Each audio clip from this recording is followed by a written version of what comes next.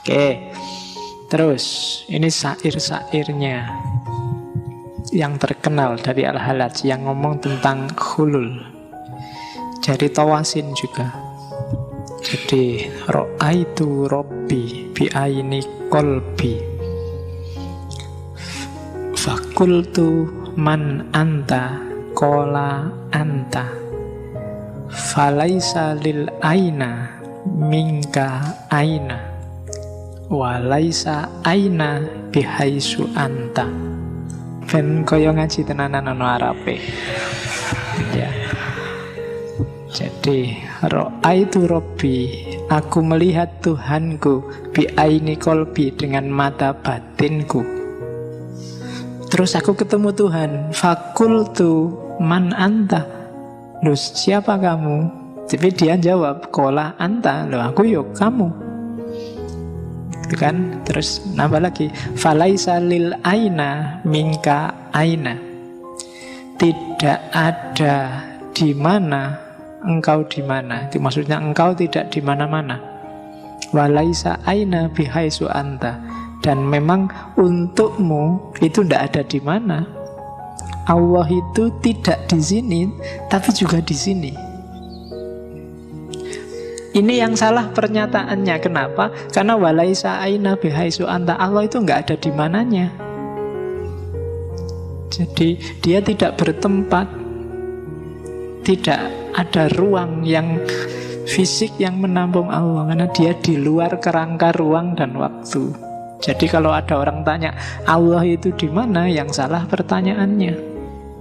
Karena kamu tunjuk kemanapun, di situ ya Allah, dan di situ juga bukan Allah. Kalau kamu ngomong di kedalaman batinku, terus di sini kok ya enggak ada. Ya kan, di langit lapis 7. Langit lapis 7 yang mana? Masuk planet Merkurius apa planet Pluto kan tidak ada. Jadi memang bukan aina, nggak ada di mananya. Jadi ra'aitu rabbi bi aini qalbi. Jadi aku melihat Allah itu tidak dengan mata ini. Untuk di mana itu kan pakai mata ini, tapi pakai mata batin. Mata batin itu nggak ada di mananya loh. Pacarmu ada di luar negeri, bisa hadir di sini. Sudah mati, sudah nggak ada fisiknya pun dia bisa hadir tiap hari di sini. Itu nggak ada ainanya, sudah nggak ada di mananya. Dia sudah di mana-mana. Kamu melihat kemana pun ada dia. Meskipun hakikatnya dia nggak ada di mana-mana. Oh itu wis abot nih. Nanti diulang lagi ya rekamannya. Iya, bolak-balik gitu harus kamu ulang. Nanti ini kalau nggak diulang bahaya kamu. Tiba-tiba ceramah kayak gini jamaahnya sumpek. Oke, jadi itu yang pertama. Yang kedua, ini juga ana man ahwa wa man ahwa ana. Nahnu ruhani halalna badnan fa'idha absortani absortahu fa'idha absortahu absortana. Jadi aku adalah orang yang mencintai dan sekaligus yang dicintai, dan orang yang dicintai juga aku, kan itu waman ahwa ana. Nahnu ruhani, kami adalah dua entitas, dua roh, halal nabadnan, yang kami sama-sama menempati satu badan. Fa'idha absortani, ketika engkau melihatku, absortahu, engkau melihatnya. Fa'idha absortahu absortana, ketika engkau melihatnya, engkau melihat kami. Jadi kalau kamu lihat saya, saat itu juga sebenarnya kamu lihat Allah. Karena dalam diriku ada Allah. Nahnu ruhani, kami ini di dalam diriku ada dua entitas, dua roh yang bertempat di satu badan, nasut dan lahut tadi. Fa'idha absortani absortahu, kalau engkau lihat aku, engkau pasti melihatnya. Kalau kamu nggak bisa melihat Allah padaku, kamu berarti salah paham terhadapku. Oh, ini sebenarnya teori ini luar biasa untuk mbok kita sesama manusia jangan gegeran, jangan bunuh-bunuhan. Ketika Allah bilang kutiupkan ruhku, ya kan, wa nafakha fihi min ruhi, itu untuk semua manusia, tidak cuma untuk muslim dan mukmin saja. Maka rukunlah, lihatlah Tuhan dalam diri siapapun. Nah, itu sebenarnya arahnya ke situ. Kritik pada orang-orang zaman itu yang dianggapnya yang Arab itu lebih istimewa. Tidak, sama aja. Yang Persia juga, yang Arab juga, semuanya dalam dirinya ada Allah di situ. Allah sendiri yang bilang. Nah, jadi ini maunya para sufi. Maka bagi banyak ilmuwan, ajaran Islam yang paling mudah diterima bagi yang non-muslim di luar Islam itu level sufinya. Kemana-mana bisa masuk. Karena memang ajaran-ajaran kemanusiaannya agak tinggi dibandingkan yang fikih. Fikih itu kan agak kaku. Jadi kalau ada yang tanya jumlah umat Islam sekarang, kan ada kemarin rame-rame jumlah umat Islam sekarang berapa, itu tergantung versi sufi apa versi fikih. Ya kan, kalau versi fikih pun itu fikih aliran mana dulu. Ya kan, fikih itu kadang aliran A, aliran B, yang ini dianggap kafir jadi nggak masuk muslim. Yang benar yang ini aja. Jadi jumlah umat Islam sebenarnya sangat sedikit kalau pakai fikih. Kalau pakai tasawuf bisa jadi semua di dunia ini sebenarnya ya Islam, muslim kabeh, sedulure kabeh, podo-podo menungsane, kan gitu. Sama-sama dalam diri mereka masing-masing ada Allah. Yang membedakan apa? Gradasi cahayanya. Bukan urusan formalisme ibadahnya. Sejauh mana jiwanya terang, sejauh mana dia dekat dengan nanti yang namanya Nur Muhammad. Kita lihat lagi. Ya, ma zajat ruhuka fi ruhi kama tamzajul khamratu bil ma'is zalal. Fa'idha massaka syai'un massani fa'idhan anta ana fi kulli hal. Bercampurlah ruhmu dalam ruhku sebagaimana bercampurnya khamr dengan air bening. Ketika sesuatu menyenggolmu, menyentuhmu, maka ia juga menyentuhku. Fa'idhan anta ana fi kulli hal. Berarti engkau adalah aku dalam setiap kondisi. Ini awal-awalnya. Sampai kemudian puncaknya ini. Ana al-haq. Ini kelihatan luar biasa. Padahal kalau kamu pahami harusnya setiap muslim nyampe ke level ini dengan pemaknaan tidak seperti pemahamanmu selama ini. Ini kan biasanya kamu pahami terus aku adalah Tuhan.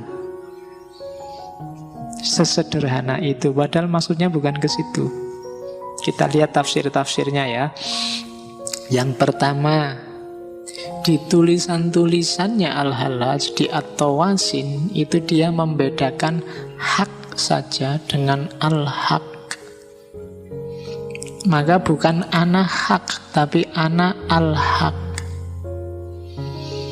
Jadi kalau al-haq itu sama kayak lahut yang ada dalam diri manusia tadi. Itu kayak kalau itu kebenaran kecil. Makanya di situ di narasinya tak tulis pakai huruf kecil biar kamu nggak salah paham. Jadi kalau al-haq itu manifestasi dari kebenaran besar dalam kebenaran kecil yang kontekstual. Arahnya nanti yaitu kebenaran juga sih, yaitu Tuhan juga sih, tapi dia Tuhan kecil dalam tanda petik. Manifestasinya Tuhan dalam dunia ini. Jadi dia bukan Tuhan yang sejati.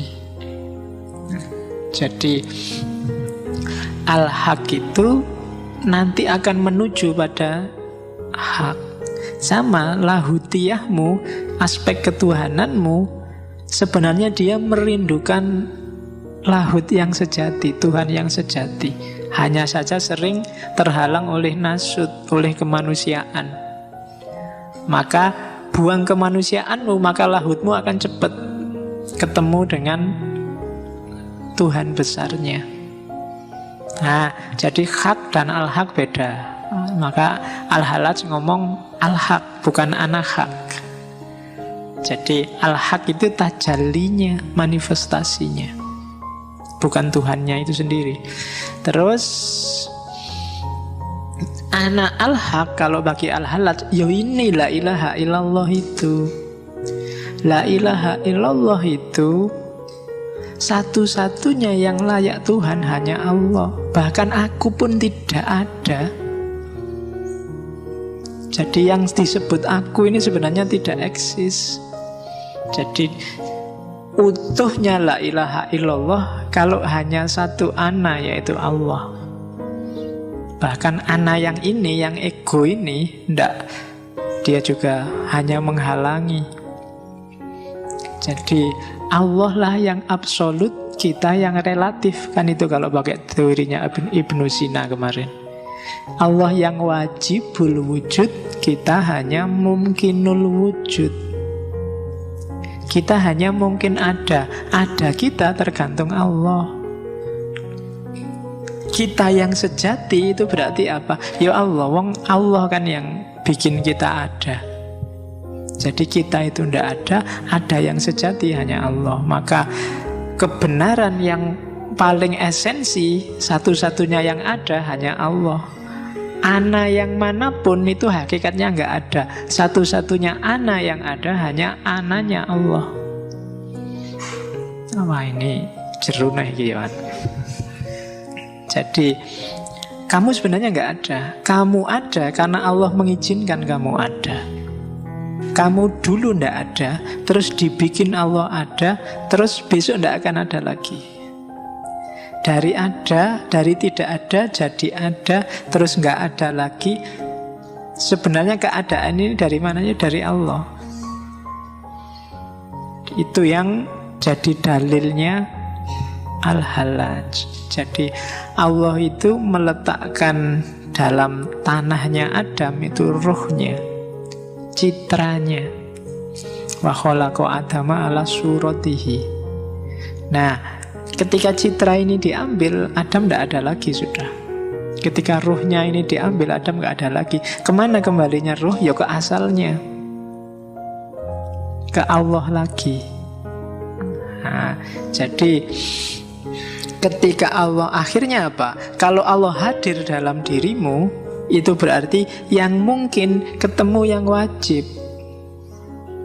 Ya mungkin pasti lenyap, tidak mungkin ada. Kayak setetes air ketemu laut, saya gambarkan tadi. Kayak gambar cewek cakep dengan cewek cakep beneran.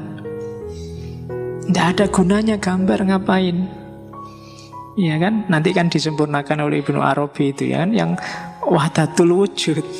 Aslinya hanya Allah. Yang lain itu hanya gambar-gambar. Kayak kamu misalnya masjid ini kaca ya, tembok-temboknya kaca semua. Kamu berdiri di tengah-tengah. Gambarmu kan ada di sana, ada di sana, ada di sana. Gambar-gambar yang ada di sana itulah makhluk. Dia cuma cipratan dari wujudnya Allah. Allahnya yang sejati ada di sini. Jangan fokus di sana. Itu wahdatul wujud. Jadi kamu itu cuma tampilan, cuma manifestasi sebagian dari dirinya Allah. Yang sebelah sana gambar pundak sebelah kanan, yang sebelah sana kelihatan pundak kiri, kaca yang atas kelihatan ubun-ubunnya, kaca yang bawah gambarnya kaki. Dan realitas alam semesta semacam itu. Yang agak sangat mirip dengan gambarnya Allah, mungkin kaca bagian depan itu manusia yang paling dekat. Mungkin di sana pohon, binatang-binatang semua kan ada pancarannya Allah. Itu wahdatul wujud.